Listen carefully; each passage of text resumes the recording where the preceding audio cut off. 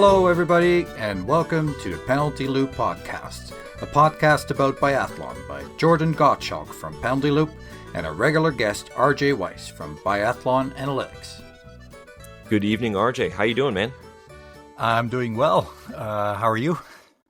I'm on cloud nine. I think I texted you roughly 18,000 times this weekend. Have you seen the race yet? Have you seen the race? Yeah. You seemed like a person who was very, very eager to chat about it and really excited because he knew that I hadn't seen them yet. So yeah, well, I just wanted to. I didn't want to tell you things and ruin it for you. I appreciated that. Yeah. So I held on, and we actually have only barely talked about anything before right now. We saved it for the pod, as they say. Yes. So yeah, what you're going to hear, the amount of time I spend inside, it was surprising how hard it was to actually watch some biathlon. But yeah, well, so you did sort of the healthy thing, and you got some sleep. Well, and I stayed inside, so I didn't freeze to death. Yeah, this is also true. The worst was the feels like temperature was minus 48 Celsius. Mm-hmm. And I think that's on the horrible. Thermometer was minus 33. So, you want to know what it is here? I'm looking right now. Yeah, we bundled the kids up like crazy. So we had Ben's birthday party this weekend. We bundled them up, because it was really cold outside. It's 11. So, Celsius. Yeah. Yep. Yeah, minor very, difference. very cold. It's very funny where I think tomorrow is the last cold day and then it gets up. So when it's going to be minus 15, it's going to feel like a hot and balmy day, t-shirt day. Think about the difference between minus 15 and 11. Like, the difference between, anyway, that's a whole tangent, but here's what we got to do. I'm sure that our listener in the Yukon, remember the lady that listened from Yukon, she's like, yeah. We got to make sure this doesn't happen in March. We cannot have this in March. Yeah. No, absolutely not. Yeah, not bringing everybody over here, not flying up there just to have races canceled for cold. Yeah. But okay, third time, try what we're going to talk about today. Yeah. So we're going to do it a little differently today. So normally, what we've been doing for a while now is just like we get into it and we just start bouncing back and forth. What are the things that stood out to us? And this weekend was a little bit different. So this weekend sort of had, at least in my mind, it sort of had a story that kind of went through the entire week. So what we're going to do is we're going to go through it sort of chronologically. And of course, we can't help ourselves. So there will be tangents and we will get ourselves wildly distracted. And, we'll be on the women's relay race from Wednesday and we'll be talking about things that happened today. But bear with us. We're going to try to go through it. This is not going to be a regular thing. This is just a one-time deal. But and since we're mixing things up, why don't I start with a question for you? Oh man. Okay. So today, and we're talking Sunday, so on the day that the men's relay. No, sorry. See, I'm already going off here. So talking about Wednesday, was men's relay on Wednesday? Thursday. Men's relay on Thursday. Thursday. Okay. Something quite extraordinary happened in that race. In the men's relay. On the men's relay. Okay. Do you have any idea what was different? Well, lots of very extraordinary things happened, but I'm not sure what you're referring to. Well, what can you come up with? Campbell Wright, an American, was leading in the first lap. I don't know. What do you have? That's a good too. So this had not happened since the second World Cup from the 2018-19 season. Oh. And that was that in the men's relay race, no team got lapped. Whoa. That is amazing. Because I saw it today, I was going through the results and I was like, oh, nobody got lapped. And it wasn't a day that Norway wasn't particularly strong or anything. Like they were still doing their thing. Yeah, they won by 45 seconds. And then I was like, oh, I wonder if this happened last year. And then I kept going back and back and back. And yeah, so. Where in the location was also in Ruhpolding. No, so the last time that another team did not get lapped was Hochfilzen. Really? Yeah. And for the women, it was last year in Oberhof. Can I ask you a question? And I'm probably on the high of just having watched biathlon every day, Wednesday, Thursday, Friday, Saturday, Sunday. Look, I'm already getting distracted, by the way.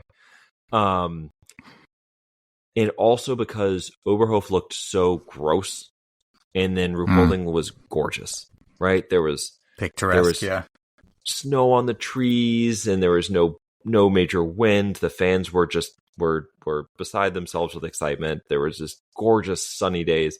So Ruhpolding, where does it rank for you as a biathlon venue? Is it near the top, in the middle, sort of boring near the bottom? It's definitely near the top, and I like that it's. I guess they call it an easy entry to the range and stuff, but I think it helps with keeping the field close. Yes, but I think for me the underlying thing is that the music they always play there and the songs they sing just reminds me of my childhood when we used to go to Austria. Yeah, and it just gives me good vibes. Yeah, and the big crowds, that reminds me of the times that I would get up at 7 a.m. to watch races in Holland, and so it's really a feel good place for me. Yeah. And when I watch it, so the two different things. One is that like this is why biathlon belongs in Germany, because the crowds are just unbelievable. They showed a shot this morning, and it looked like they were like 7 or 8 deep around parts of the track, which is just pretty cool. Not obviously not all the way around, but and also the way that the stadium is set up, it feels like the crowd is like right on top of the athletes as they're shooting, which is kind of unique. But then also, like you said, the way that the course is set up, it's an easier range. The course itself is not particularly challenging, just a couple of punchy climbs, and it seems to lend itself to tight races, which is fun. And I would, if you have friends who might be interested in biathlon, you could pick any one of these, maybe not the men's relay, but we'll get to that. But any of the other relays or any of the other races, and you could just say, watch this, and they'll be hooked, right? Because there were so many great races. Then you don't have to bother anymore. Right? Yeah, then it's not going to happen. This is it, right? Yeah. You can't do better than this. Okay, no, for sure. All right, so let's jump into Wednesday. So we started out on Wednesday, which is unusual. It always happens in Ruhpolding that we have a Wednesday race, and it was the women's relay that led us off. And we don't need to go straight through the top 10. Like, that's going to be kind of boring, and I assume that everybody knows what that is by now. But it was just there were a lot of like really cool moments that happened in this race, and I think chief amongst them, at least for me, was that the last lap sort of came down to. Or not the last lap, but the last leg, Simone versus Elvira. You've got two of the top women in biathlon kind of going head to head for the win. And I don't think anybody is super surprised that Simone came out on top. Like, she is just a killer, and she loves those one-on-one moments. So, but I think we would all sign up for that every day of the week to see those two going at it for the win. Well, the fact that at the last shooting, you still don't know who's going to win, right? Yep. But, barring somebody like blowing up a 4-shot lead. But it was just a cool race to stay at the edge of your seat kind of thing. Yeah. And that was just like home team did well, so that was that was a good story. And then Kebinger not having the season start that she was hoping for, and then being put in the 4th spot and just doing really well. She brought him home in 3rd. And did you see her on those first couple laps? Like, she was working hard to stay with Elvira and Simone. And you knew she didn't have the speed, but she's like, man, if I can go perfect and they mess up, like, at least I could put myself there. It paid off. It was so fun. Yeah. And we got to talk to her. So I was, of course, cheering for her. But that was I loved it. Did you see Preutz on her lap? On her leg? So I for the first time was able to watch on my TV since the Olympic Channel went away in the United States, because I am actually secretly an 87-year-old man, but I figured out how to cast to my TV.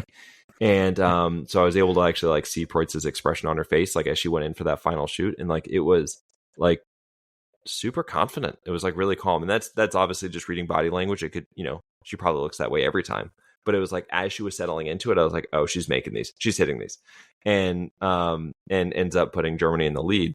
And she was going up against Sophie Chavot and Mona Brorsson, so not nobody's. Lena Heike Gross was in that leg as well. So, actually, I think she was leg 2, but it doesn't matter, right? It was just a really nice moment for her. Yeah, now that you have that eye for detail, you can start seeing the pulse rates on their watches too. Yeah, exactly. I'll be looking for it. Yeah. And then I've got like 58 notes here, so get ready, guys. This is going to be a very long pod. I can see RJ just put his head down.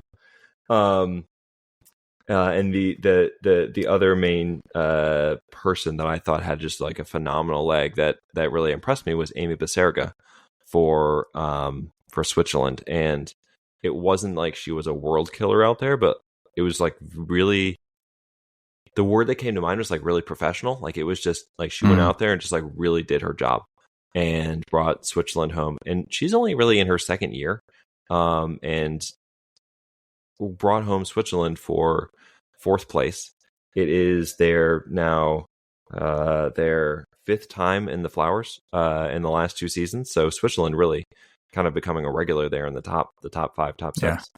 And it sort of set the table for Baserga herself, because and she went on to get 18th in the sprint and then 12th in the pursuit, 12th being tied for her career best. So an all around great weekend for her. But you could see it sort of coming in that relay leg.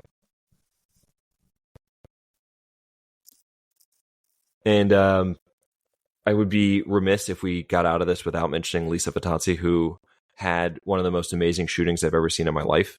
Did you see this? The fast shooting? Yes. Yeah. Where she shot in 28.7 seconds with 2 reloads. Yeah, it was. Those fingers, how do they move that fast? Well, and yeah, what always shocks me, it's one thing to do it with bare hands, but try to take a bullet with gloves on. It's really hard. I really struggle with it. But I mean, I think eons ago, I always talked about how fast these athletes can just load a magazine with 5 bullets. But yeah, it's they got it nailed down for sure. That was unreal. She was like a machine. Yeah. And then of course, one team that we didn't mention, Norway. Marit Skogen led them off, and she ended up with 2 penalty loops. Then they were just out of it for the rest of the race.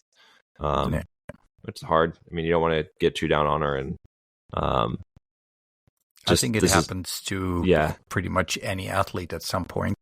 Yeah, and this is just not the course. There's just not a lot that you can make up, you know. But, did you like how the Canadian women looked? Yes, I did. First of all, I was happy to see them back on the World Cup. Yes. But yeah, I think they had a great race. And especially as a team, they did really well. Mm-hmm. So yeah, no, I was pretty stoked to see that. So yeah, it was nice having them back out there. Emma Lunder, I think, was in like the lead group. After the first leg, just looking 19 seconds behind here. Yeah, so she was she was right up there. She looked so good. I was really happy to have them all back, and it ended up being a really good week for the Canadians, so we can get into that more later. But just happy to see it. Moving on to Thursday, men's relay day. Sorry, I just wanted to mention that Ukraine got 5th place. I thought that was pretty cool. Yeah. Oh, so it's fine. You can see this. Oh, well, no, you can't, because nobody can read my handwriting. I skipped right over it. I had it right there on my list. One more question I had. Oh dear. Is this the end of Hannah on the relay team? Well, they didn't really seem to miss her.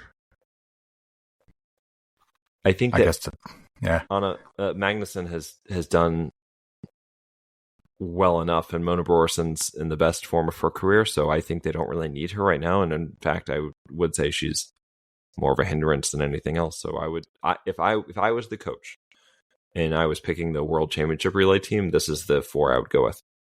Mm-hmm. I think that because Magnussen also had the fastest time, right, in her loop. Yeah. And Hannah, I mean, I guess in theory, like she has a higher ceiling, but she is certainly not. Yeah, but her shooting, that's such a risk factor, right? Yeah.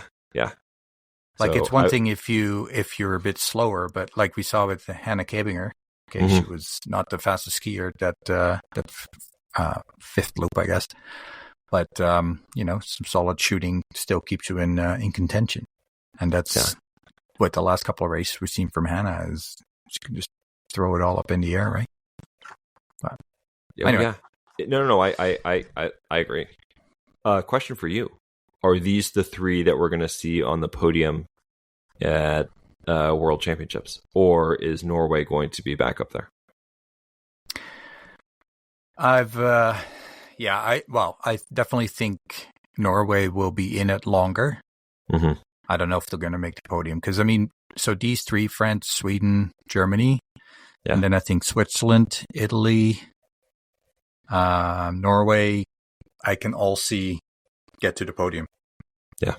And then, maybe more outsiders, Ukraine and Czech Republic. Is shooting but I was going to mention really well. that Vittozzi seems to be finally hitting it up, and we've seen what the Austrians can do, even though they're not looking great as a team right now. But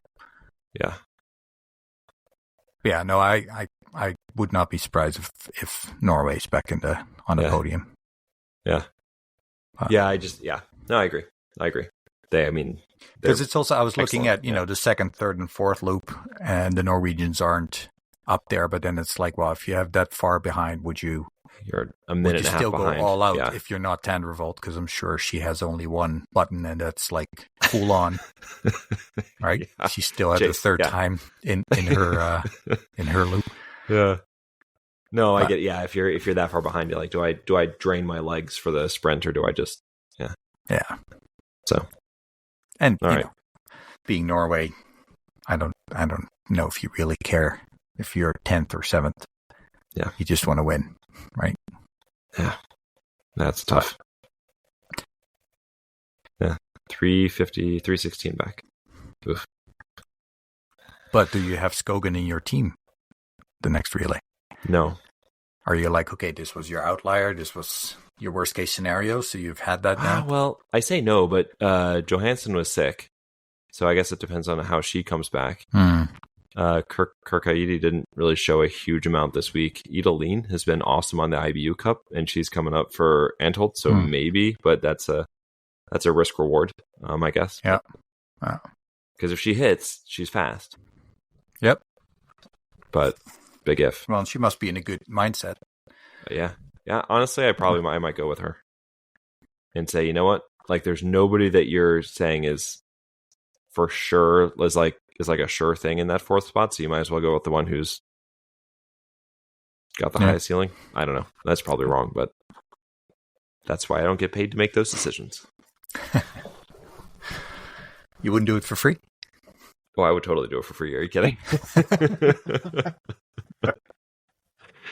No, I would get fired after a year, but I would do it for free. Wow. Yeah. Okay. All right. Men's relay. So Thursday, men's relay. I mean, the end result, like you see Norway on top, and nobody's going to be surprised at all about that. There was why, but at the start, I felt like this was a B team. What, without JT on it? JT, and then Lagerud has had a so season, and Christiansen was coming back from not being. Yeah, and you would have expected Stromsheim to be on there after his win, and Oberhof. Yeah, Dala was kind of like mad that he wasn't on there, and in the doesn't matter. Yeah, whatever. Just put all 6 names in a hat, and you can pull them out in any order, and you're probably gonna. These guys are ranked 1 through 6 in the overall. Like, does it really matter?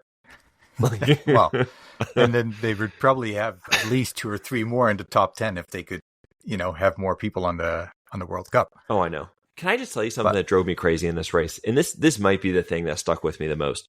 So on lap 3, you have Benny Dole, who knows better. You had Fabien Claude, who should know better, and you had Tarjabo. Taribo, and they were skiing together on the second lap. And I don't know how close you watched this. They were skiing together on the second lap, and on one of the climbs, like Benny Dole just said, you know what, I've had enough, and basically just stopped moving, and like just completely stood up. And Tarje just keeps on doing his thing. He's like, it's like he's just ignoring what's going on around him. Yeah.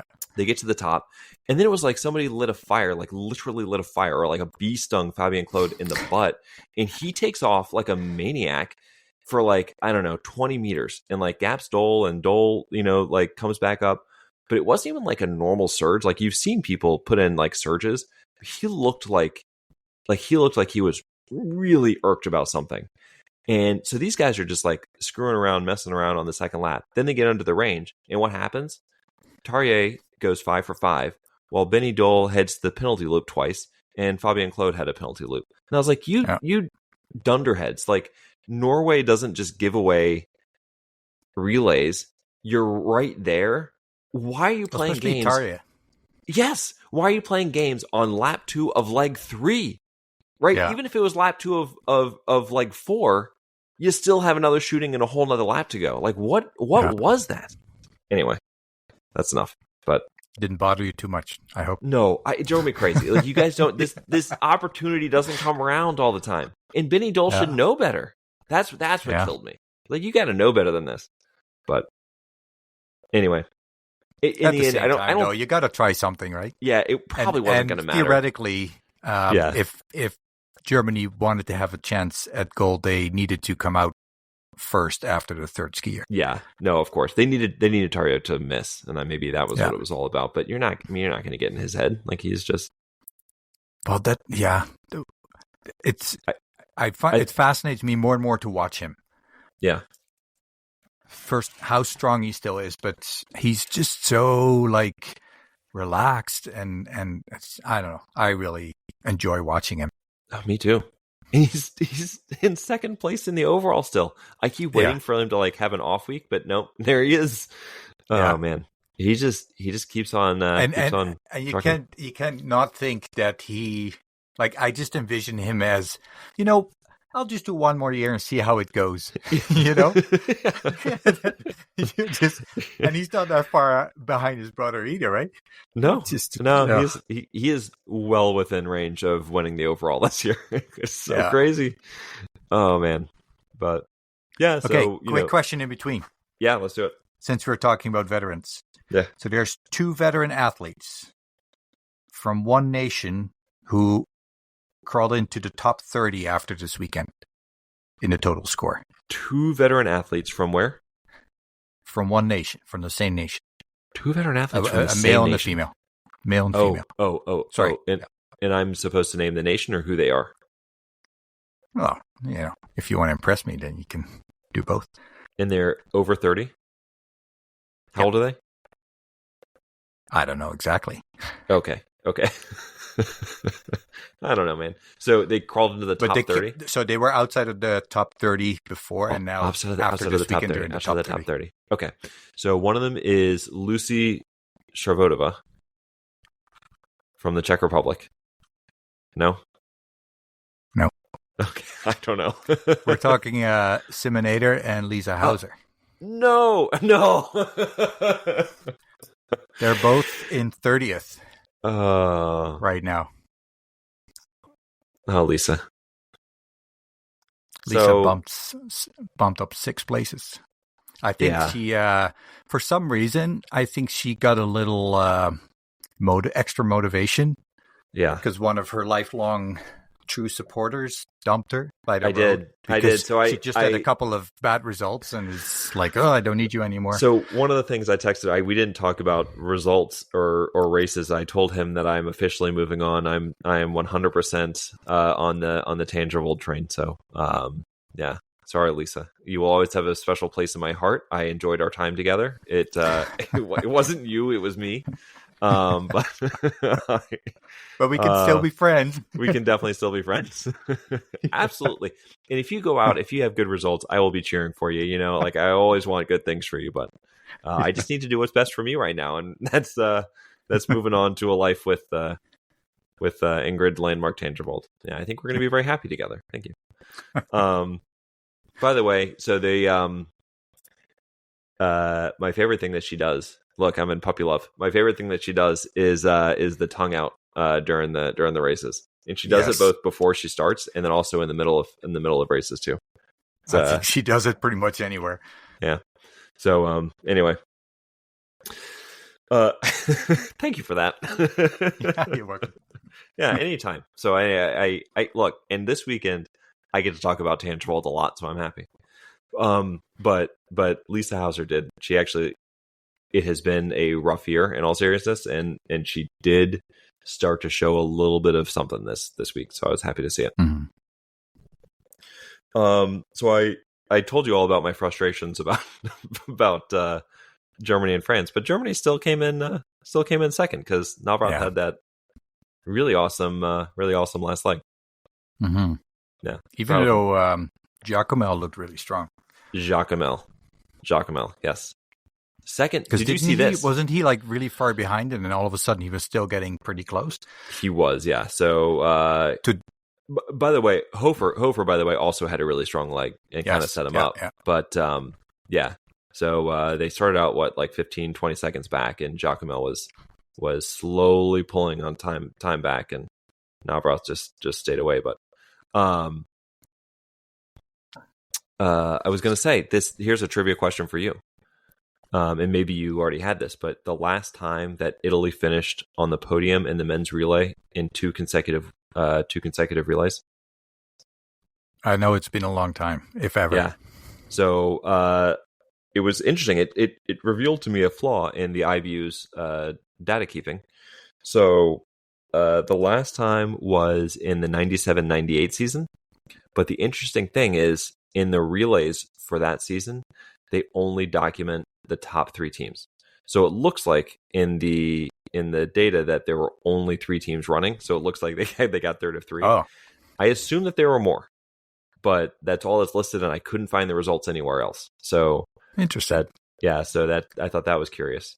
And if you assume that there were, if you take it for what it's worth, right, that there were only three teams and that they by default got on the podium both times, then you'd have to go back to the last relay of 1993 and of the 93-94 season and the first relay of the 94-95 season. So it's been a long time. So congratulations to them. But Giacomel, good gracious, what a weekend he had. Yeah. Yeah. Right. So, and that combined with Hartwig doing really well again. It got me excited, didn't it? The race is back on. Yeah. Yeah. Yeah. It got me excited. But yeah. Oh, Hartwig had a pretty good relay too. I didn't write it down, but he had a pretty good relay. And Stalder. Shot clean, right? Yeah. Hartwig. Yeah. Yep. And Stalder was the fastest in his leg, which included Johannes Dale. So well, not bad. Yeah. Total time, not ski time. I'm total time, not ski time. Yeah. Total time. Okay. Yeah. And so, do we need to talk about Sweden, or is it kind of confirming what we've mentioned before, where they just don't have the depth on the men's side? I think, yeah, it's sad, right? I mean, you feel really bad for Ponslom and Samuelson. They're just so far back when they take over that they need to do just superhuman efforts to even get. Well, you start relying on other really strong athletes having an awful day. Yeah, that's it. Yeah. Right. I don't know what they do. Because it's not like there are some younger guys, but they're not ready to come up yet. No. And Jesper Nellen had a pretty good year last year, so I think they probably were expecting him to be solid this year. And he's had some moments, but yeah, not this race. No. Oh, here's one for you. So in that leg I mentioned with Stalder and Johannes Dale, there was also Jacquelin and there was Johannes Kuhn. Now, do you know? So I'll tell you this: Jacquelin came in fourth on that leg, fourth total time on that leg. He was tied with somebody else. Do you know who he was tied with? Not any of the names I've already mentioned. I'll give you some options that were also. I'm sorry, I just happened to check that lap, and I have it right in front of me. So Yeah, you know who it is, right? Yeah. Who is it? Maxim Makarov. How crazy is that? Yeah, it's awesome. And Siminator only 6 seconds behind that. That's it. You took it right out from me. Yep. So how cool is that? Yeah. And then we're missing the big things, right? So we talked about Campbell Wright leading, right? So he had that awesome first leg, and he was leading off the range, and he's just sort of he wore himself out on lap 3. But Sean Doherty actually had a really great second leg as well. So Team USA was in the race until Jake Brown had a little bit of a misadventure on the range, but. It's nice. It was nice to see the totally. Stars and Stripes to be in there for that long, right? Yeah. It just does not happen. Cool. Right. So we were pretty excited to see it. Anything else you had from the relay? Nope. Austria 5th, Slovenia 6th. Yeah. All right. So Canada that 15. Was that Canada 15? 15. Yeah. Again, good to see them back. It was. That was just kind of like our warm up into the weekend, because it only sort of got crazier from there. So women's sprint on Friday, and my girl Ingrid Landmark Tandrevold with her second win of the season, and she looked good, didn't she? She did.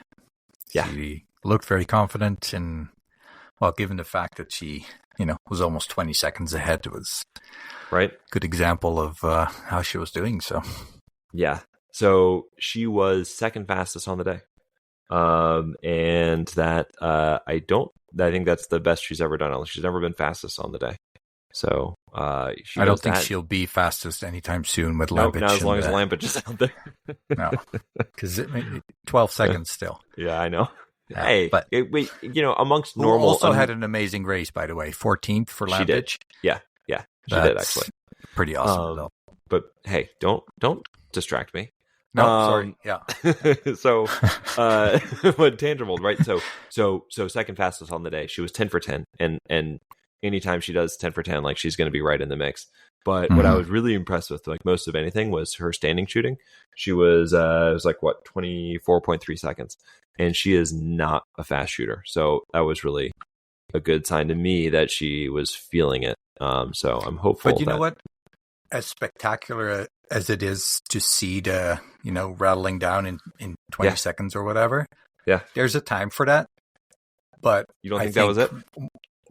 Well, when you're in a position like this, I don't think you have to. Like, it's, I mean, it depends on your rhythm and everything, but I don't think you have to rush. Better to play it safe and take, a couple seconds extra. If that gives you just a bit more security. But I think for some, it's just the rhythm that they're in, and, they shoot and they shoot again, and it's good, and you shoot again, and it just keeps you going. Yeah. So it's, she just had the perfect race, right?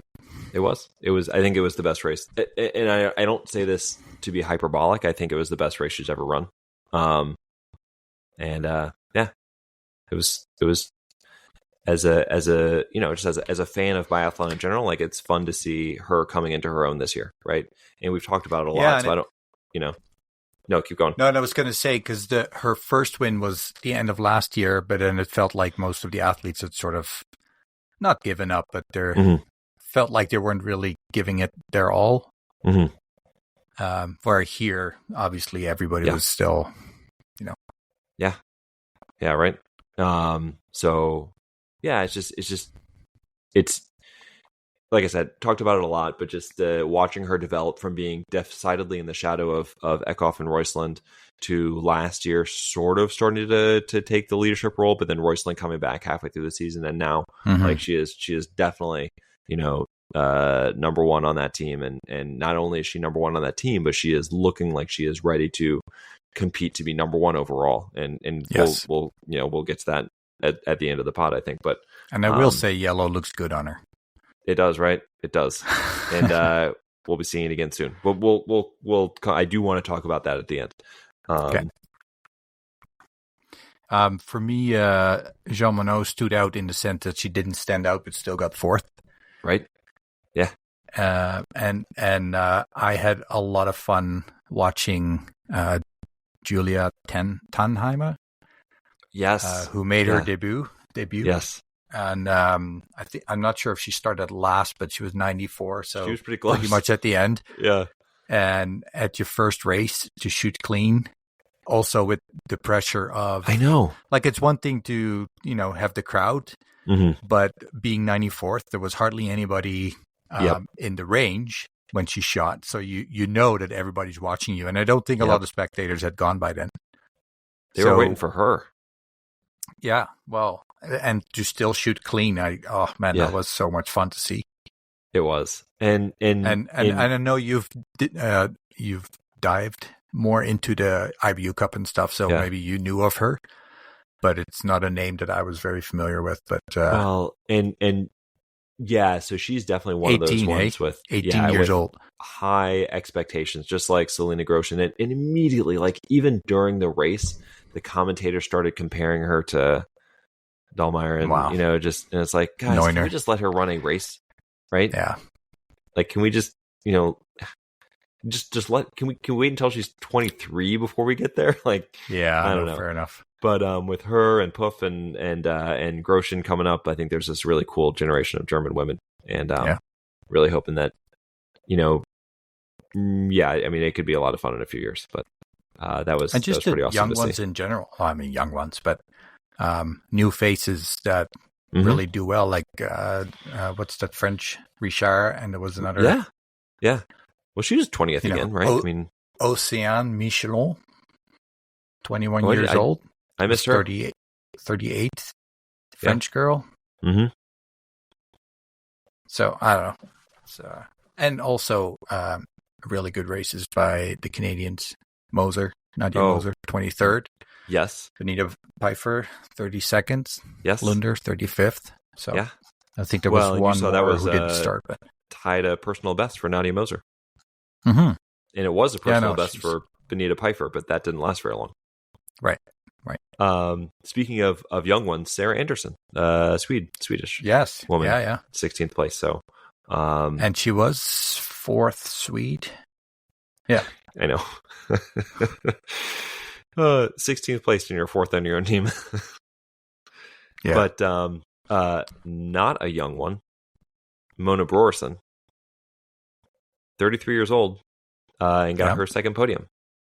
And it's hard, right? You run this awesome race, and it has to be on the day that Tandrevold is just on fire. But that was really cool to see. I was genuinely very happy to see her get up on the podium. And you said it was her second podium? Second career podium. Nice. Yep, that's a personal best for her. She's really, like, the last couple of weeks she's been strong, very strong, right? Yeah. And I was worried about her last year because, being 32, when she actually got demoted to the IBU Cup for a little bit. And I was wondering, like, is that, she's had a solid career, just a good, not great, but good biathlete. And was that sort of the end of it? But, not yet. She accepted the challenge. You mentioned Jean Monod, and I agree, she was invisible, but in a good way. Yeah. Like, that's exactly, but it was like, I don't remember anything about her race. Nothing about it stood out, and she was 4th. And that's just, I like it a lot.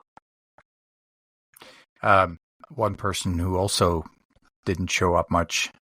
I think she started one of the first, so she showed up in that way, but Vanessa Vogt is not really having a great time. She looks so good in Sweden. Yeah, I always wonder if there's, because she had that fall in Oberhof, right? And then she, I think she missed a relay. Right. She did. She did race one. Did she fall in the sprint and then raced her pursuit or something, and then missed a relay? I don't remember which one it was, but yeah. But I wonder if that's also if she's still recovering from that a bit. And so I actually went back and watched it after you and I had talked about it, because you described it as being worse than it was in my memory, and it was definitely worse than it was in my memory. Like that. So. Well, I don't even know if the fall itself or the fact that she was just in the full split. Yeah. Yeah. And then the combination of that is obviously even worse. But not good. No. And then I already mentioned Baserga getting an 18th. That was a really solid race for her. Mm-hmm. Jacquelin, the Polish woman, 23rd, was her second best ever finish. That was kind of cool. Very nice. I know that her coach was very excited about it. And then the other one I had written down was Hatik Waltz in 6th. And and she obviously did very well in the pursuit as well. Having a good series, eh? Yeah. Yes. Yeah. Really good. And Baiba, let's not forget her 40th spot. I need to catch up with her. Yeah. I wonder how she's feeling. It still amazes me just to see her racing. She just had a baby 3 months ago. It's crazy. I will never get over the human body, and especially like a woman's body, and the ability to recover from that. It's crazy. But anyway, I think this is going to sound crazy. I think this was the most boring. I was really excited with who won, but I think this was the most boring of all of the races, and it was good, right? Yeah. And I mentioned this. Yeah. Well, I was going to say, like, as I mentioned, I had a hard time this weekend to find time to actually sit down and really follow the races. And I find especially the sprint. Yeah. I find the sprint is a race where I want to watch the race while I have a laptop open with all the stats and where you can see where everybody is and compare and that kind of thing. And I didn't have that. And then it's a bit, and especially when, you're not fully focused on it, you're just kind of looking every now and then. You see people shoot, but you don't really know where they sit in the positions, and so no, it was not a race that really pulled me in. Let's put it that way. Yeah, it's hard. Sprints are hard to watch because it's just so chaotic. Sprints and individuals too, but especially. It can be. I find it, especially when the field is spread out a bit, and you're at athlete 46. Just, I should say, if you're able to watch, right? If you're able to actually pay attention, right? If you can have like your data center pulled up, and you can have that in front of you, and you're watching, like but they can also, if you're in and out, you can be like, I have no idea what's going on. Yeah. Speaking of sprints that pulled me in anyway, I thought the men's sprint, this is one of my favorite men's sprints that I've seen in a while. And we had a really exciting one earlier this year as well, but I think was it Hochfilzen? But I think this one topped it, because it just felt like it was another one of the sprints where it's just like, it seemed like somebody came in and like, oh, that's going to be the win. And you're like, oh, here comes another one. Here comes another one. Yeah, right. So. Yeah, because let's see here. Christiansen. He was only, what was he, 10th or something after shooting one? Or Christiansen? Is that what it was? Well, there's that chart where you can see the progression. Yeah. And sometimes the race just shows, the 3 colored bars are all at the top. Yeah. But like here, Taribo, at shooting one, he was 20-some seconds behind. Giacomel was around 40 seconds behind. So, well, and right. So I don't know how much you followed the sort of drama with Christiansen coming into the race or into the weekend. I hate calling it drama because that probably plays it up too much. But he was a little bit irked about not being in Oberhof. Just being a competitor. That my read of it was just being a competitor. He wanted to be there. And didn't. I actually thought that it was sort of a mutual agreement of let's just take one race weekend off and get my head back straight. But I guess it wasn't really the case. he was irked, right? And so he wanted to prove that, hey, don't leave me off. Like, and he actually said, like, he wanted to prove that coming into the weekend, and he wanted to make a real case that I should be on the relay at the World Championships. And then, being such a competitive team, like, he really felt like he needed to make a statement. And boy, did he ever! Can't do much better than this, right? So he won the sprint by a solid 17 seconds over Giacomel, and he just looked awesome. And actually, in the post-race interview, and he said this, right? So if you just read it, it looks a little bit nastier than it really was. He said it definitely being a little bit cheeky. He said it was sweet revenge on the coaches for leaving him out of Oberhof. So, but he's on pretty cheeky on social media in general, right? Like, his posts are pretty hilarious. Yes. Yeah. So that's why, I think if you just read it, right, if you just read the interview, you'd be like, oh man, like, what is happening there? But I think he was just having a go at the Norwegian coaches, and I don't read anything into it. I think he truly did want to prove that he deserves that last spot, and so he knew he needed to do something really well with Stromsheim winning in Oberhof, and boy, I mean, like, what else are you gonna do? He won a sprint, like, that was it.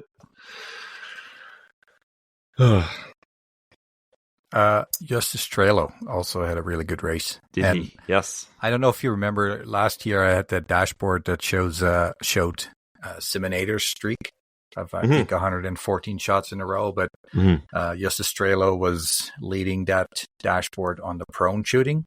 Because he, I forgot the number, but he had, I don't know, 10 races or 12 races in a row without missing a prone shot.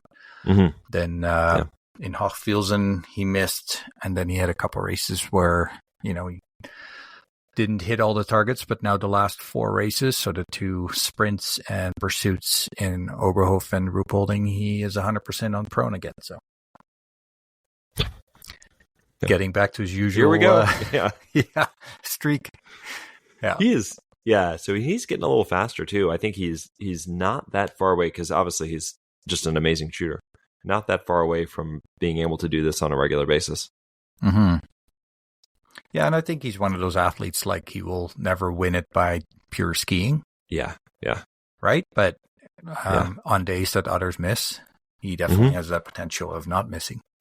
And his standing shooting actually has been pretty good. He missed one in this race, but he's been pretty good this season. What's he? Do you know what he is right now? I forgot the actual number, but it's don't worry about it. High. Yeah, because I know that is he the best of the men's shooters right now? He's up he's there. Like 93% or something. Yeah. Both Swiss 7 and 8. Yeah. How about that? Hartweg. Yeah. So do you know what's going on with JT Bo in this race? He was sick. He was sick, eh? Okay. Yeah. So I wondered that too, and so I asked online, and a lot of people said that he had mentioned to Norwegian media that he was sick coming into the race, and that's why he didn't run the relay either. Was to give him a few more days to rest up. So, because he looked slow. Well, that's because I was like, oh, he only had 1 miss and still, 43 seconds back. Yeah. It's unusual. Yeah, he did not look like himself. He was here's how you know he was slow. He had the same number of misses as Lagerud, and they were separated by 0.4 seconds. So, that's Lagerud's not slow, but you know what I mean. No, I was just thinking that, like, yeah. Philip Horn. Hey, your boy. Last year on the IBU, he's up there again, even with 2 misses.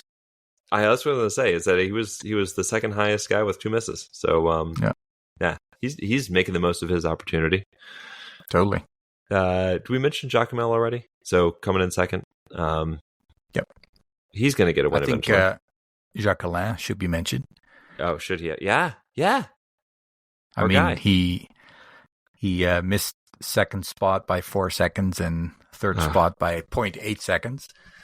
He was absolutely gassed on the last lap. Yeah. that sprint in air quotes. Yeah, he was he was done. Hey, yeah, he was like, oh, but you know what? He needed I'd to get rather there. see that they're just gassed and done 100 meters before the finish line than those that they sprint, but then right after they get up and still look fresh and No, so, he was done. Like he had nothing in the tank, and he had a good all around weekend. We can talk about it more in the pursuit too, but I know that he got a lot. And we talked about it too, but in Oberhof, his what did he have, like 4 penalty loops in the relay or something like that, and it wouldn't have surprised me if he would have had a bad weekend, but it's great. He proved a lot coming back with this. So maybe he needs to get to that point that he's like it can't get any worse. So I think we mentioned Campbell Wright already, but he had a great race. He did as well, 50 seconds back with one miss, and then I also Rastor Guyev.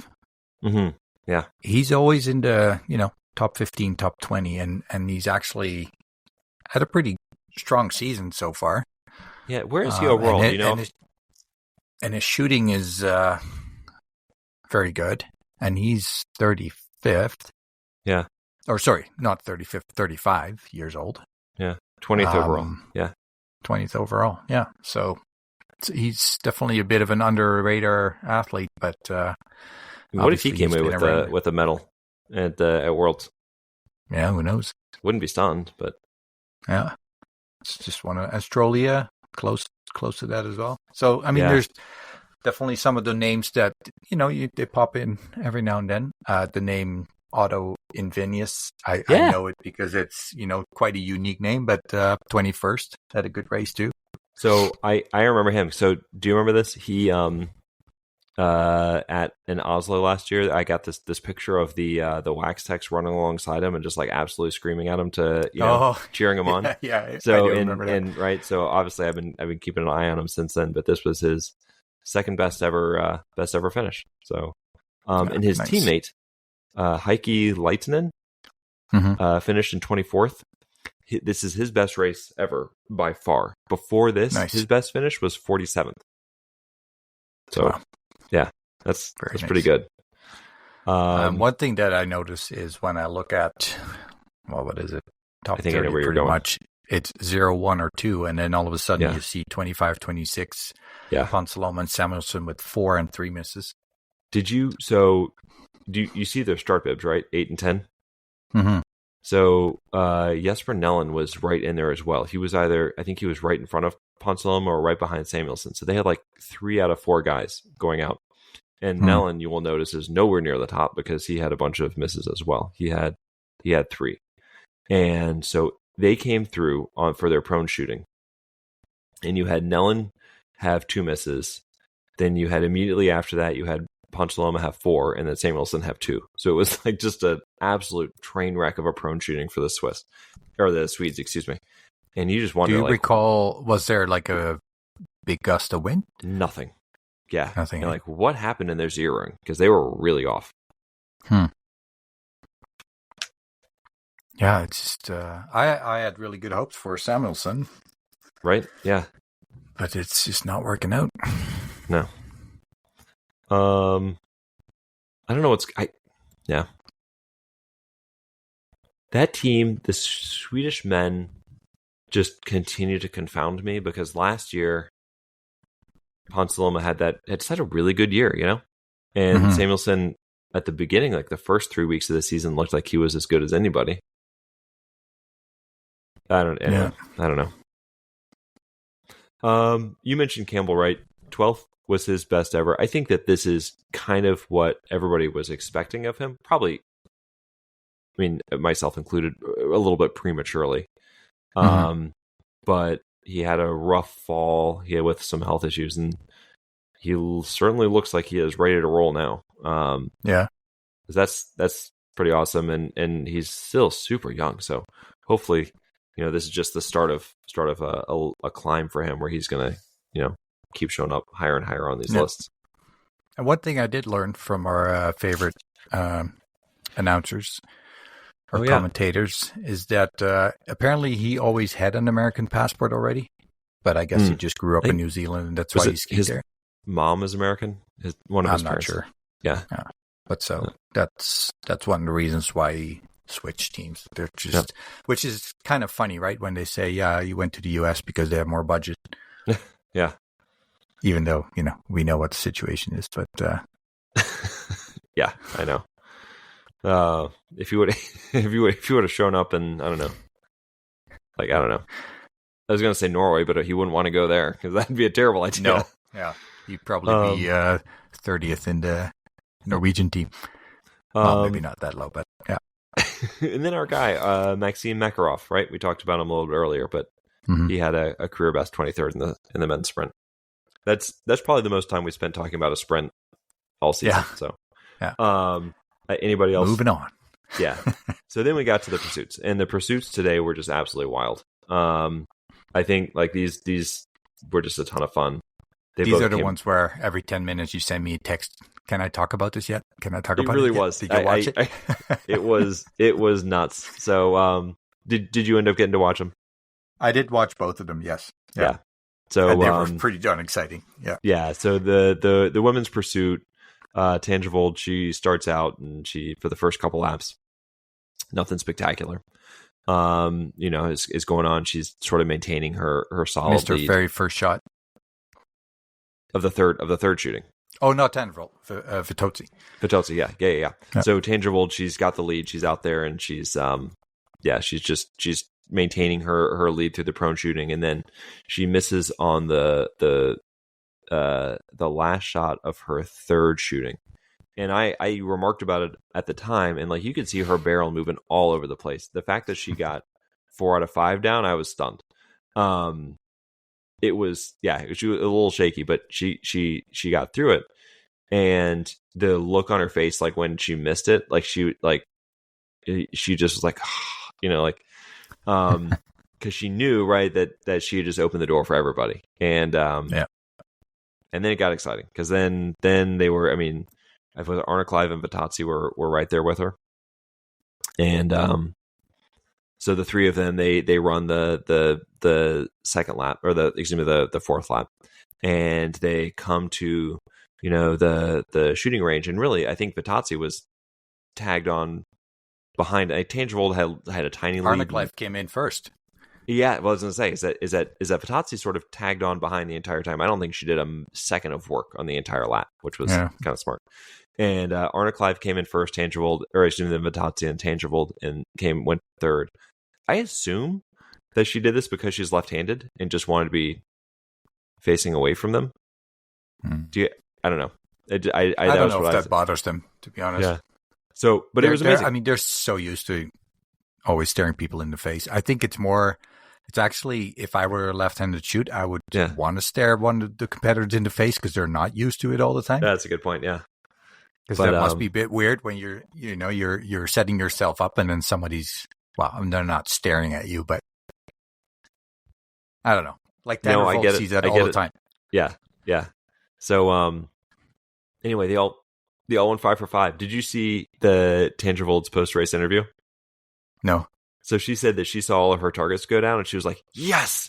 And then she turned and saw all the other targets had gone down and she was like, no! Oh, man. I mean, the three of them shot 5 for 5. I think they were all like 21, 22 seconds. It was really great. It was awesome to see. Yeah. And was it the group after them? They also had a couple of clean zeros. Yeah, so you had Jean Monod was clean, Haki Gross and Preutz, who had been up there. They both had a miss, but then you had Brise Boucher, Hanna Uberg, Brorsson, Knoten, Davidova all came through clean. It was a bunch of clean shooting there at the end. So, and then last lap again. I think Vittozzi, led for like, I don't know. She tried to break away. Yeah, well, she ran for like a quarter of the lap. Then she tucked in behind Tandrevold and Arne Clive. And then it was going up the last incline. She tried to break away. It was like 700-800 meters away from the finish. Tried to break away. And she shook Arne Clive loose. but Tandrevold did that thing where she gapped and then came, she clawed it back. And so going to the finish, I was thinking to myself, I was like, well, we've seen Tandrevold do this before, where she gets gapped, comes back, and then goes around. And but Vittozzi was it was her day. She looks so slick. In the last, that long straight stretch to the finish, it never felt like Tandrevold was coming back. It felt like Tandrevold was working really hard to stay on her tails, right? Yeah. And Vittozzi, I think she came back because of her skis and the slipstream in the downhill a bit. Yeah. And then, but I was confused because they went out. Didn't they leave like pretty much the same time? Oh yes, the rain, or was there a little bit of a gap? Because in the fifth loop, the loop time was actually Tandrevold was was faster than Vittozzi. No, other way around? Yeah. No, for the loop time. Well, that's interesting. I thought they left altogether. Yeah, but it's just 0.4, so it could be that it's maybe Vittozzi was a second ahead or something. Yeah.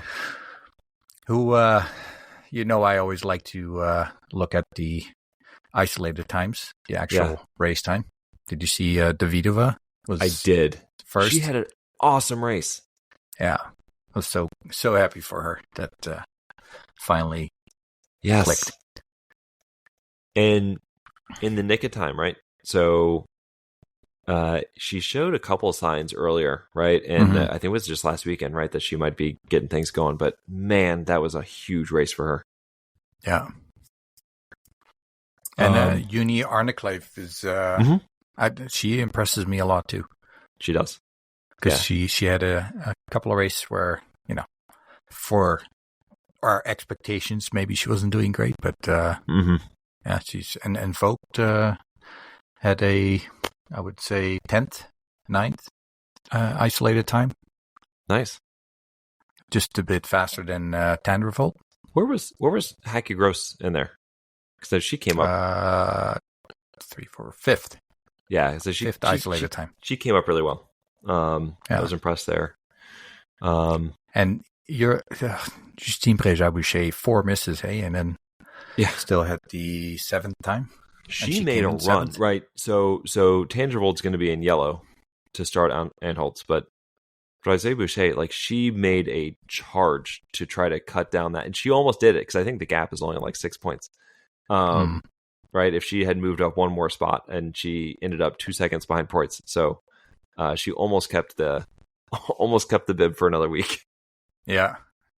Yeah, no, and she kind of came out of nowhere because to me she was like, okay, her and Simon are out of it, right? Because their shooting was not great in the beginning, but she was all of a sudden she was right there. She dropped they were both way back at one point. I don't have the splits in front of me, but it felt like after the first or second shooting, they were in 27th place or something like that. Right. Anna Maka. I've mentioned her in the last couple of pods. I would say she has about 15th isolated time. She went from 33rd to 21st. So good result for her. And you mentioned Benina Pfeiffer from Canada. Sure did. She went from 32nd to 22nd, and she shot clean. What a weekend for Benina Pfeiffer. I mean, that was awesome. I didn't know that she had it in her. At least not this year. Along. I'm sure you did. You know all these guys, but no, I don't. I was just so happy for the Canadian team because Lunder didn't have a phenomenal weekend, but she looked solid, right? I think she was 35th and 30th, and Moser had another good day out there. So, it feels like things are moving in a really positive direction for the Canadian women right now. Absolutely, yeah. Mentioned Becerra, she finished in 12th, so personal best, or tied a personal best anyway for her. I also saw that Skogan did not start, even though, she was 53rd, so not best result in the sprint, but still qualified. But then she didn't start. Do you think that was a bit of a interesting?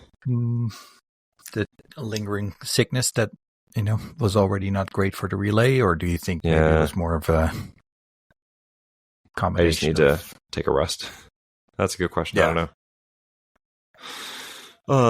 Hauser, actually, just she was so she was 15 for 15, had a miss in the last shooting, but she had worked herself all the way up to just the edge of the top 10. So it's coming. It's not. She definitely doesn't have the skis that she's had, or she doesn't have the legs, I should say, that she's had the last couple of years. But yeah, maybe a late season peak. She can get something together for the third trimester.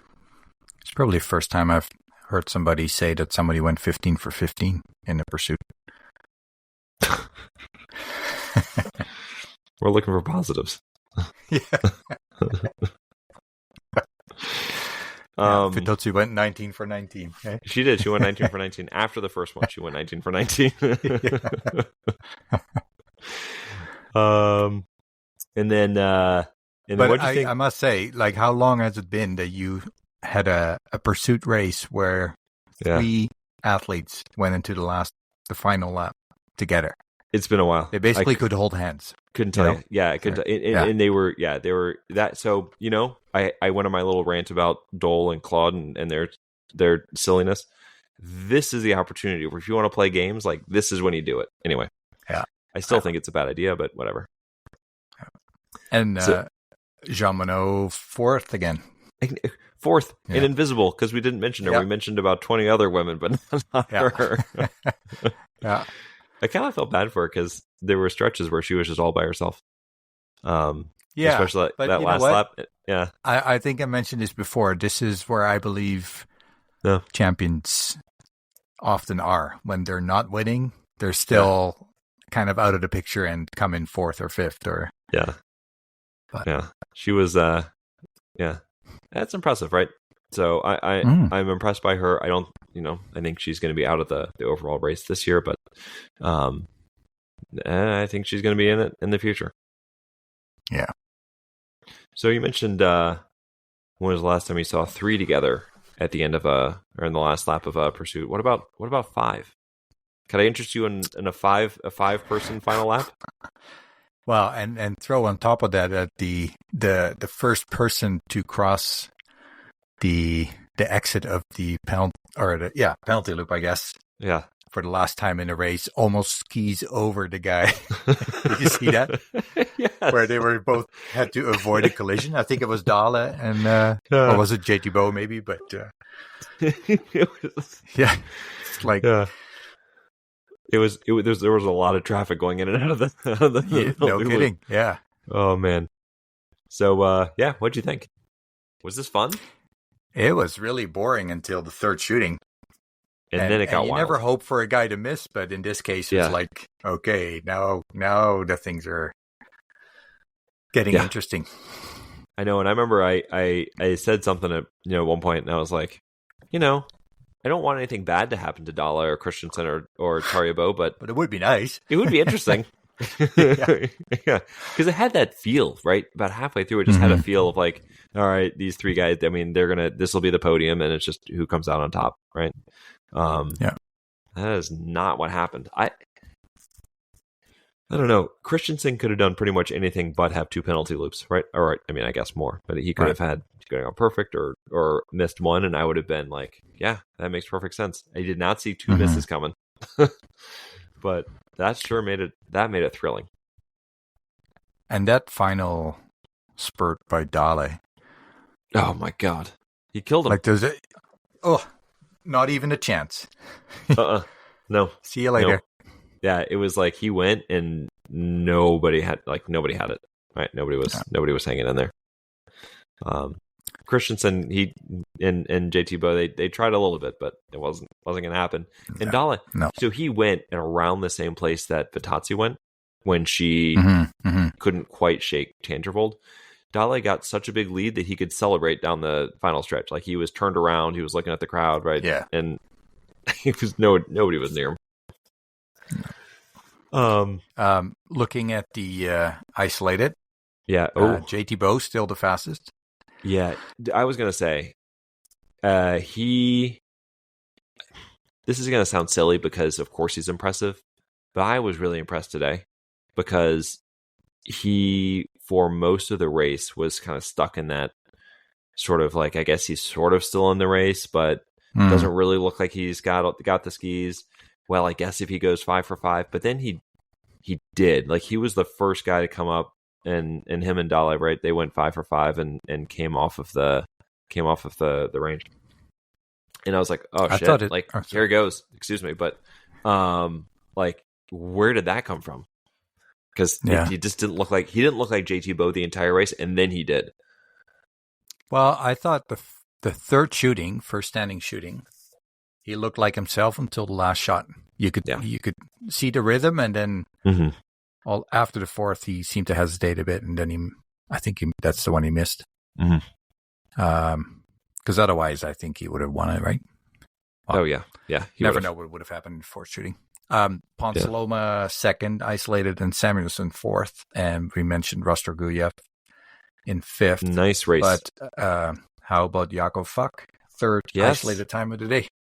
Yeah, he was good last week, and that was pretty cool. Yeah, and I was going to say Rastorguyev's in 10th as well. So some really nice races from both of them. Strolia. I was going to say, we haven't really spoken about him in a while, but 18th in the sprint, 11th in the pursuit. That was a really nice weekend. 20 for 20 today. Sixth time of the day. Yeah. What'd you say, sixth? Sixth time of the day, like isolated time. Nice. Yeah. That's nothing would make me happy. He just is he's the famous ski guy, right? Where he picked up the ski from so I don't remember who lost it anymore, but I remember he picked it up. He will always be remembered for that. Where did Perrault come in the isolated pursuit? Yeah, he was high. He was just behind Strolia. Okay. Yeah, because he was. I didn't see it come, but he sort of snuck in there for the top 10 at the end. Going back to JT Bow for a second, like, that was a real. He. Sorry, I don't want to focus too much on him, but it was key for salvaging his weekend for points because, like, I think he was 11th or 12th, 10th, somewhere in that range, going into the last shooting, and maybe he was 7th, but getting all the way up to the podium position, like, he gained himself a lot of points. And this is not one of those years where he has just a dominant lead in the overall. So I think I think if he lost a little bit to his brother this weekend, but not much at all. And if this was his down weekend for the year, like, that's okay, right? He did okay with it. Yeah. Again, that's the champ, right? Yeah, if you lose, you don't lose by much. Yeah. Yep. What did you think of Jacquelin today? I don't know. Yeah. Like, you just feel as soon as he misses that early in the race. Yeah. Yeah. Unless you get one of those, okay, I'm out now, so I'm just going to do whatever. But it seems typically that when he's out, he's like, oh, not again. And then, he starts high-fiving the coaches and stuff. And I obviously he didn't do that today because I think he still came in fourth. Yeah. Yeah. It's I think, which is the case for most, but especially with him, if his first shooting is going clean and then the second, I think it's harder and harder to beat him. Yeah. Because then he builds that confidence and believes in himself. And I think he probably has one of the strongest negative effects if he doesn't do well in the first. Yeah, it's like I don't know if you guys know the cartoon Peanuts, and there's the character Pigpen who just has this, like, cloud of dirt that follows him around, and that's what I feel about Jacquelin, right? Like, if he gets a couple misses, it's like this sort of cloud that he has just hanging over him, and I am impressed that he was able to gather himself and finish in fourth, because I think we have seen races where he has the misses and he could have ended up in 25th, but I don't know. I think the thing I struggle with him is that the talent is so huge with him that he is not just any random biathlete. Like, he has the ability to win all the time, but it's just a struggle, and it's hard. I don't know why I'm saying this, but for some reason, I keep feeling that he is an unmedicated ADHD person or something like that, where he just has a mental difference from other people that, I don't know, maybe he just is not able to find a solution to that for himself. But and I will say, so this is right. So mental health is no laughing matter. And it can be a fine line, I think, for high level athletes, because a lot of the medications can reduce your top work, like the top amount of work that your heart can do. So, so it sort of limits it. So a lot of top athletes don't necessarily want to be on medications because it will keep them from reaching peak performance. So he has spoken openly about depression. That's not just idle speculation, but I have no idea about what he does, for how he treats it. No, and I hope I didn't come across that. I don't take it serious. No, you did not. You did not. I just wanted to make sure. I know, as somebody who is taking ADHD medication, what a huge difference that can make in being calm at the right moment. And I don't know, I guess what I see in him, it feels like somebody with ADHD where he can be completely focused, and then there's a little bird flying over, and then it's like, oh, pretty bird. And then, what am I doing? Like, I don't know. That's no, you. I just want to reassure you that you did not. I didn't want to call it like a mental disability or whatever, because it's like everybody just has a different brain, and it's not. There's nothing wrong with it. It's just, it's just different setup. You did not come off disrespectful at all. I just wanted to make sure that I wanted to be reassuring that I was not. Yeah, I was not. Yeah. Strello was the fifth man of that 5-man group, and we mentioned earlier he does not have the speed to keep up with any of the guys ahead of him, but he tried, right? He was game. He was out there, and he didn't give up. Did not give up, and what a weekend, right? 6th in the sprint, 5th in the pursuit. That's he's 12th very in the nice total. Back to back. Yeah, so I'm very optimistic for his future going forward. I had one more question, but it's more of a generic. Do you feel, based on what we've seen in these first 5 World Cups, that there are athletes who have chosen to focus on the World Championships and maybe show in the first races that they're not quite there because they are trying to peak at the World Championships? Yes, I do. I think that my suspicion is that the Czech team is that way, because they have almost across the board taken a bizarre step backwards from where they were, not just last year, but the year before that. Like Davidova being one, but also Jaslova, Krčmář, Stratecki, like they all look worse than I would expect them to be. And you maybe you could say that there was something perfect about last year, that so many of them had good seasons, but this is sort of a beyond reason for them all to have taken this step back. So I think that they are all hoping for a really big show on in front of their home crowd. But was there somebody else? I could maybe think of an argument if maybe. We know that Samuelsson likes to have a peak for Worlds, like he was really able to do last year. But is there somebody else that came to mind for you? Well, I was more thinking of the likes of Hannah Öberg or Ligret, who I don't think is the reason why. Because I think they're just having not the season that they were hoping for. Yeah. But, if they do really well, the World Championships, and then they say, we've been,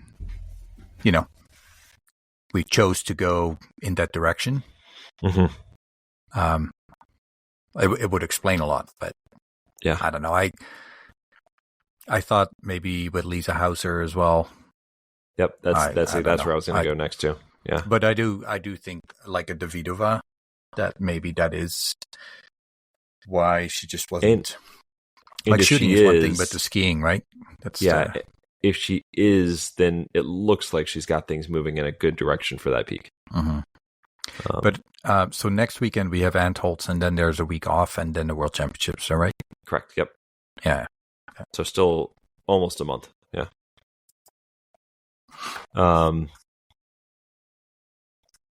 Another one that I would put in that bucket of maybe sort of holding for a peak at Worlds was I was going to say QFM. And it was interesting because he ran the relay and looked way off. Like he just looked slow. And ran the sprint. Did he run the sprint? He either pulled out of the sprint or didn't run the pursuit.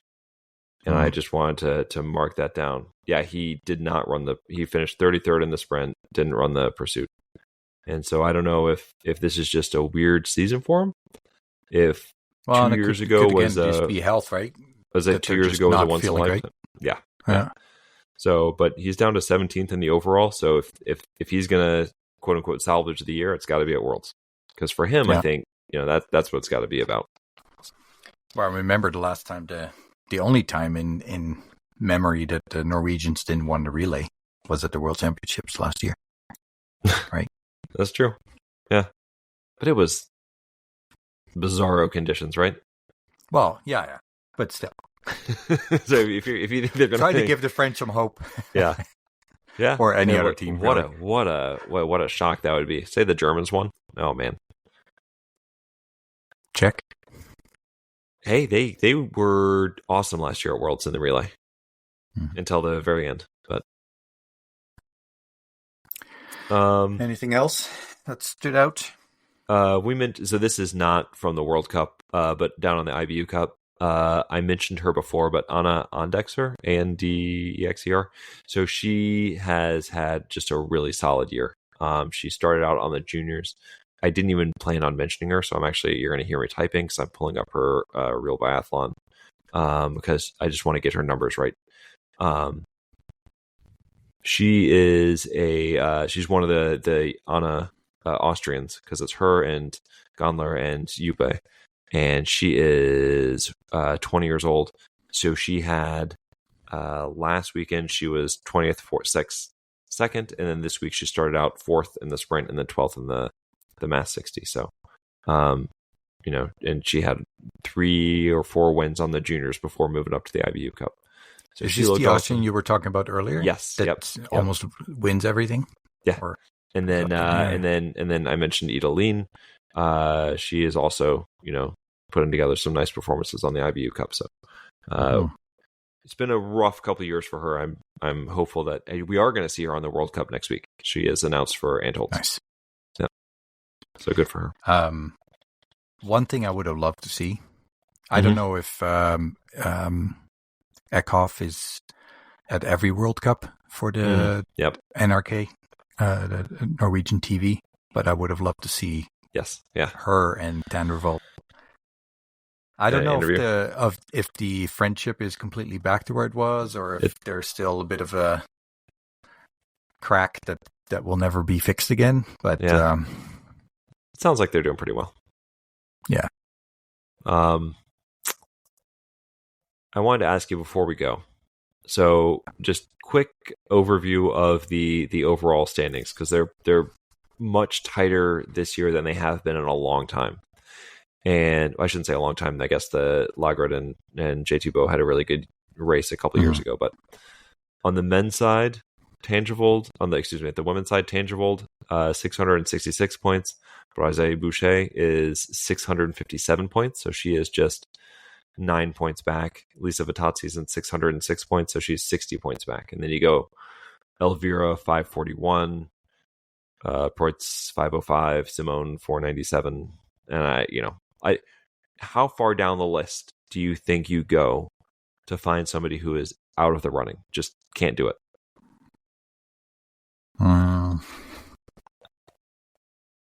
And I can give you my answer first if you want. No, I think up to Simon, I could see. Okay. I could see the winner coming from there. Yeah, I think that's probably fair. As much as I would like to see Jean Monod, I just don't think it's going to happen this year. But so I think So I answered So I was thinking about it earlier, and I said Elvira was kind of my cutoff. But I think you're probably right now that I think about it more. Just Simon is just such a. She could go win like 2 out of 3 races. She has a chance, right? Yeah. So she could go win 2 out of 3, and that wouldn't really surprise anybody. The other thing I'll say is that Preutz still has the best average finish of 5th. And Tandrevold average finish is 5.6 and Vittozzi 5.7, which is not surprising at the top, but I just thought it was interesting that Preutz is still suffering from missing a couple of races there. What about on the men's side? So on the men's side, like I said, not the normal dominant J2Bo just running away from everybody. He's at 671. Tarjei Although if you look at his average points, though, eh? Yeah, it's still pretty good. He's still 593, 56, and then Tandrevold 50. Yeah. Dalla 589, Lagrad 509. Do you think anybody really has a chance? I definitely don't think that J2Bo is unbeatable this year. Yeah. I think Dalla has a really good shot if they leave him on the team, because you don't know.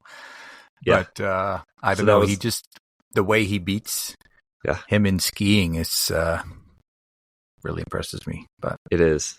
It all comes down to the shooting, right? Yeah. That was what I was going to say. Is I think the real threat is Dalla. I think he's the best chance. Well, and then I know Samuelsson's season is not great, but he's missed 3 races as well, and he's still in the 8th spot. So I'm not saying like I would be shocked if he still wins the overall. Mm-hmm. Oh, he's in 11th. Actually. He's in 11th. Yeah, Ponsalem is in 8th. Yeah, they're all tight, right? It's 404, 401, 389, 387. Yeah. Who is going to be the top non-Norwegian? Right now, it's Dole in 7th, which is just a ridiculous statement. I would still put my money on. I'm leaning towards Samuelsson, but I have a feeling that Giacomel is gonna have a really good season. Yeah, I like it. As much as I would love to see Dole stay in there, I don't think he's going to last the whole season at that level. I love Giacomel. I think that's a really good call. And other than that, I don't really. How is the U25 doing right now? Obviously, Giacomel's wearing the blue bib and has been for Perot 271, so he's 118 points behind. I think that one's pretty much over. Biona's at 240. Yeah. Oh well. Anything else? This is our longest of the season. I told you it was going to be big. There was just a lot that happened. Yeah. No, it was. I think we covered it. There's a couple of things at about 5 minutes that I'm like, I wish I would have said that. But for me, the big thing as a Canadian, I was really happy to see the Canadians back. I mean, obviously, they're not necessarily a nation that's consistently on the podium, but I really missed them last week. Yeah. So it was good to have them back and doing well. I'll say the same thing. I loved having the Canadians and Benita Pfeiffer, Nadia Moser. We mentioned them both. Emma Lunder was solid. Nice to have Runnels back in there. He had a decent weekend.